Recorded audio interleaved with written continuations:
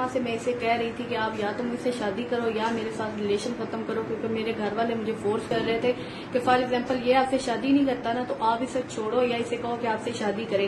اسی بات پہ ہماری کافی دیر لڑائی رہی۔ پرسوں اس نے مجھے فون کیا کہ آپ نا تھانے والے مکان پہ آؤ جہاں پہ پہلے ہماری ملاقات ہوتی ہے، میں آپ سے بیٹھ کے بات کرنا چاہتا ہوں۔ میں نے کہا ٹھیک ہے۔ میں نے اپنی پھپھو کی بیٹی کو ساتھ لیا، میں ادھر تھانے جو اس کا سرکاری مکان ہے نا تھانے کا وہاں پہ آ گئی۔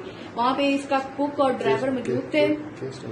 تقریباً 9 بجے ہم پہنچ گئے تھے وہاں پہ جی رات کو۔ اس کا جو کوک اور ڈرائیور ہے وہ تھانے میں موجود تھے مکان پہ، اور یہ خود موجود نہیں تھا۔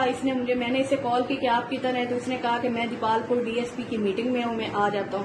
یہ رات کو تقریباً 11 بجے آیا ہے۔ اس کے ہاتھ میں وہ جس کو لگا ہوتا ہے لکڑی کا ڈنڈا، وہ والا اس کے ہاتھ میں وہ چھتر تھا جو پولیس کے پاس ہوتا ہے۔ اس نے آتے ہی مجھے مارنا شروع کر دیا، کہتا ہے آپ کو میں ایک دفعہ ڈولی میں بٹھا لیتا ہوں، بعد میں آپ کا اور جو میرے معاملات ہیں دیکھے جائیں گے۔ اس نے ساری رات مجھ پہ تشدد کیا ہے، یہ دیکھیں۔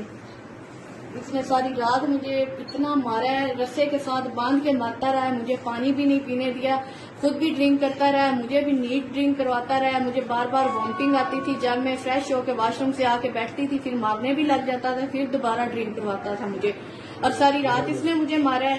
پہلے پھر میری کزن کو اس نے کہا کہ تم ادھر کیا کر رہی ہو، وہ ساری رات اس کی منتیں ترلے بھی کرتی رہی کہ بھائی اس کو چھوڑ دو، خدا کے لیے ہم آپ سے شادی کا کوئی مطالبہ نہیں کرتے، ہمیں جانے دو۔ وہ اس کے پاؤں پہ دوپٹہ بھی پھینکتی رہی ہے۔ پھر اس نے اسے کہا کہ تم باہر بیٹھو، تم یہاں پہ کیا کر رہی ہے۔ اس دوران یہ مجھے فزیکل طور پہ ملا بھی ہے۔ وہ جب باہر بیٹھ گئی اس نے مجھے دوبارہ مارنا شروع کیا ہے۔ وہ وہاں سے تھانے کے مکان کا گیٹ کھول کے بھاگی ہے، اس کے پاؤں میں جوتی نہیں تھی، اس پہ بھی دوپٹہ نہیں تھا۔